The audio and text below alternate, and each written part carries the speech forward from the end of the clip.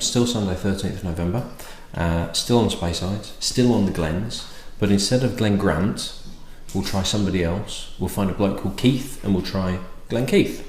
So this was a very kind donation from a gentleman called Kevin Tapp, who I can't even remember how he got hold of me, whether it was just through an email or whether it was through Facebook. I have no idea. I think he just emailed me with a list of kind of, I've got some of these, would you be interested? So he very, very kindly sent me this. So Glen Keith is a relatively new distillery. It was built in about between 1957 to 1960 here. It's not too far away from the Strathisla distillery, which we will be covering later on in the Speyside run because I've not hit that one yet. And it was built by the Chivas Brothers group, essentially as it was partly to producing the malts for their blends, but also it became a bit of a laboratory. So they built 3 stills there with a view of doing triple distillation, which for Speyside is unusual anyway. And they really played around with kind of distillation and production techniques and trying to sort of, it was like their experimental zone where they were just trying different things. And it sort of ticked along, it fulfilled the demand for the blends that they needed and allowed them to play around with various bits and pieces. Until it was mothballed in 1999, essentially surplus to requirements. Chivas was part of Seagram's. Seagram's went under, was split between Diageo and Pernod, and because it was part of the Chivas group, of distilleries, Pernod took that section from Seagram's. So Pernod bought Glen Keith, even though it had already been mothballed by that time, and it had sat there for a good few years, not doing anything. The assumption was that was it. Glen Keith had gone, but apparently in April 2014 it started up again, went up and running. So probably because whiskey is becoming more and more popular. There's more and more no-age statements coming out now, which have got younger whiskies in because there is less and less stock of older whiskies, and a lot of producers and distributors and owners now are having to satisfy the demand for whiskey now, but also plan ahead, thinking we need to be making whiskey for 10-year-olds, 12-year-olds, 15-year-olds. So we're now starting to see distilleries either up production, or if they can, kind of, have we got a distillery that actually we can get back up and running, which was the case with Glen Keith. So that's why there is sort of consistent rumours about Dallas Dew being able to reopen, because it's a museum, they've got everything there. It wouldn't take too much of an investment to get everything back up and running. So that's the case with this. So this particular, because I don't think there was ever any official bottlings of Glen Keith. It wasn't even like they were owned by Diageo, who could do a flora and fauna range, so I'm pretty certain there was not an official bottling of Glen Keith. So this particular one looks like this. And it's a bottling by an independent company called Signatory, who took I don't think it's single cask, it's 2 casks, because it's 2 bourbon casks that we used, and it was spirit that was matured on the 1st of October 1992, that was then bottled on the 21st of October 2013. So, it wasn't like it was just before it had closed, but obviously when they bottled it, the distillery was kind of, sat there gathering dust. It's cask strength, 59.5%, so I have some water ready. In terms of the price, both Whisky Exchange and Master of Malt are actually listing this, but they're both saying it's discontinued, out of stock. I did find it somewhere. It's a bit difficult because there's another Signatory Glen Keith 21-year-old that's slightly different to this one. So I'm trying to find this particular one to tell you what the price is wasn't easy. But I did find it having sold at an auction site for 71 quid. Now, the other Glen Keith was selling for about 80 to 85. So I'm guessing it was probably about that. So 71 quid, if it was retailing for about 80, 90, doesn't seem like too bad a deal. Should just be, was that a couple of bits floating around in there? Looks like it, which suggests that it's not been chill filtered, and it probably says on the label, and I didn't look, but I'm going to say it's not had colouring added to it as well. So yeah, a Glen Keith, predominantly blends, mainly in the Passport series. So Passport Scotches are quite big in mainland Europe. So yet another Speyside, as we found going through this, another Speyside distillery that really doesn't it's never been marketed as a single malt. It is literally we are making this to go into blends. So does that reduce the quality of it? Are they taking less care over it? Difficult to say. There are independent bottlings out there, and there are guys going around, and girls obviously, going around selecting casks that they believe are good enough to stand on their own as an independent bottling. So it might be a case of the quality is decent, and there is the odd cask, run that they've done, which batches that are very, very good indeed. But it's always the feeling I get is that they're okay because they're good enough to go in the blends, so they're just churning it out, and it becomes like a factory, and it's a little bit soulless, and it's a little bit kind of like we're making this to be part of this bigger entity. This Grouse or this Bell's or this Passport Scotch or wherever it's going, Chivas or wherever it is that it's going. So it's a part of a bigger machine. So therefore, yes, just make it. Got the recipe, do the same thing every time. Is it going to be that good if it stands on its own? Well, let's see what happens with this. Colouring wise, lovely colour, really bright, but a nice amber, proper amber colour that. I mean, it's 59.5, so it's going to be a bit of a woof on the back of your nose. Definite bourbony character to it, but there's something else there as well. Ooh, it's like really soft. Is it Australian licorice? That's the really, really soft licorice. That's not hugely aniseedy. It's much softer, much sweeter, much more subdued. Really not as powerful as like licorice, that standard licorice that you get. Particularly those. I don't mind licorice all sorts, but the ones where they're circles and they've got the little balls kind of stuck on the outside where they're really, really aniseedy.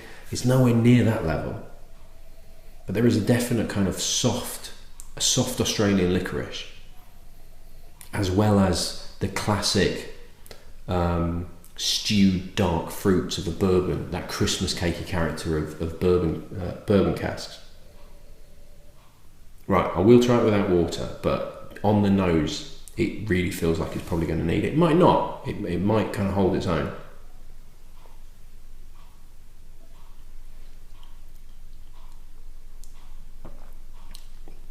No, it's going to need it. Straight away on the tip of my tongue. Set fire to it. Quite difficult to pick something out because it hit the back of my throat quite hard as well.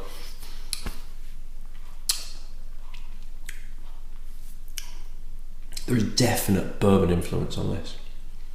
There's a very, very slight woodiness to it as well, but it works, and it's kind of like a smoked wood. It reminds me a little bit of cigars.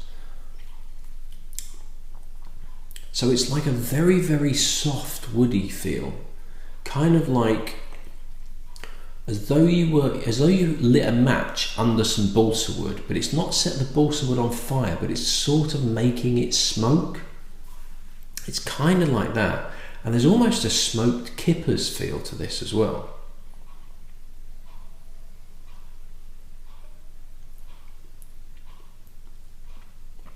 It really does need water though, because that alcohol kick is just, it's not, but it's really kind of fire on the mouth and fire on your tongue, and it's really hard to pick up anything outside of the alcohol. But what's there is a really smoked feel to it, but it's not smoky as in smoky Isla whiskey, smoky peaty or smoky bonfire. It's smoked something else, like smoked kippers or smoked sausages. It's something else that's had smoke permeate it and give it some flavour. Right, I am going to add some water to this because by God does it need it. So I've got more than I normally have in, so I'm going to put a fair bit of water in. Hopefully not over diluting it. Let's see how I go. That's better. Nice maltiness coming through now. Definite fudge and soft caramel. Still getting the back of my nose at it.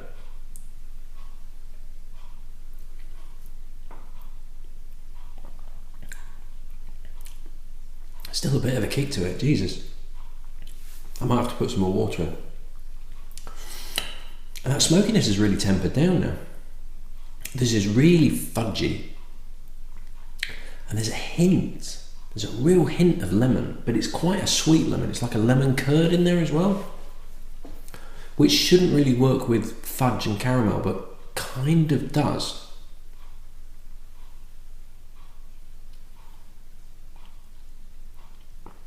There's still a little bit too much of a burn, but it's bringing some flavours are now coming through. So there's this slight lemoniness, but it's a very soft lemon feel. There's fudginess there. The bourbon character's gone now. Adding the water has kind of taken that Christmas cake bourbon influence and sort of pushed that away. And it's now more malty, and it's very much Ovaltine. It's malt and fudge, and there's a bit of caramel, but there's this unusual slight lemoniness to it as well, which works, because to me lemon and fudge are two things that don't really go together, but this does kind of work. I am going to add a little bit more water to it just to see if I can bring a little bit more out, because there is just a little bit, for my liking anyway, there's a little bit too much fire on it, just too much, and it just feels like it might be masking something else. Turn a bit chocolatey now on the nose, so we're talking like chocolate covered fudge.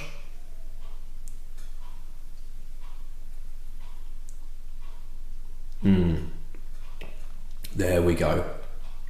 Got it, bang on. Needed that little touch of water. There's still a bit of fire, but it's much more manageable, and it's letting flavours come through now. And what I'm now getting is a touch of white pepper, as well as fudge, as well as that lemon is still there. And this malted chocolate feel to it as well. It's one of those where, and this is sort of my argument against cask strength, is it's taken me that long to get to the point where I think, do you know what, this is pretty bang on for the whiskey.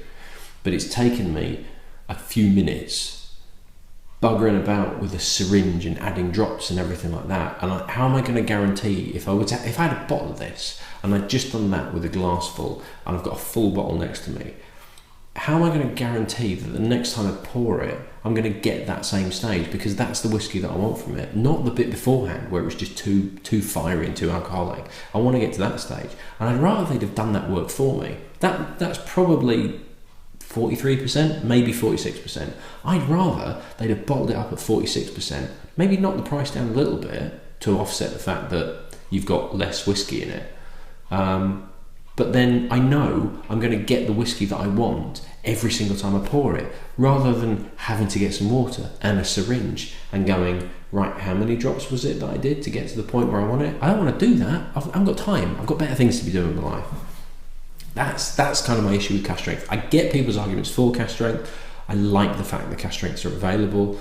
Some cask strength whiskies don't need water at all. They're absolutely brilliant on their own. You put water to them and it dilutes it down instantly, and it's not as good as it is. But this one needs the water added to it, and I'd rather Signatory went, do you know what, we've got this many bottles, and what we're going to do is half of them we're going to knock down to 46%, and the other half we'll do at cask strength.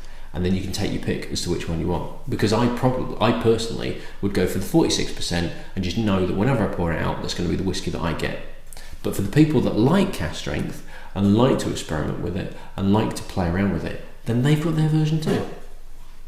It's not efficient by any stretch of the imagination for any kind of distiller, independent bottler, producer, whatever. But, you know, for me, thinking purely about the consumer, I'd rather it did that way. But that is good, very good. It just took me a while to get there. Would I pay 70 quid for the bottle? If it meant that I had to do that every time I drank it, probably not, because I can't be arsed. It's too much hard work. It's decent. Does that mean that Glen Keith should have their own bottling out? Difficult to say. It's an independent bottling, so is it a fair representation of what, you know, a 10-year-old Glen Keith would be like? I can't really tell you what Glen Keith would be like generally. You know, if they released a 10-year-old, what characteristics would it have? Well, this is a single cask with bourbon that's got a clear bourbon influence, so I don't know. That's not for me to say. but it's interesting anyway. So it's probably worth checking out if you can find a Glen Keith. And I think at this point in time, given the time it's been shut to the time it's reopened and waiting for that to come through, it's going to be expensive. It's going to start getting expensive to get hold of Glen Keiths. But if it's a tasting or anything like that, it's worth giving it a go. Try it. You might enjoy it. Right, that's me done for the night. I'm tired. I'm going to go to bed. It's late. Yes, it's late. I'll see you at the next one. Cheers.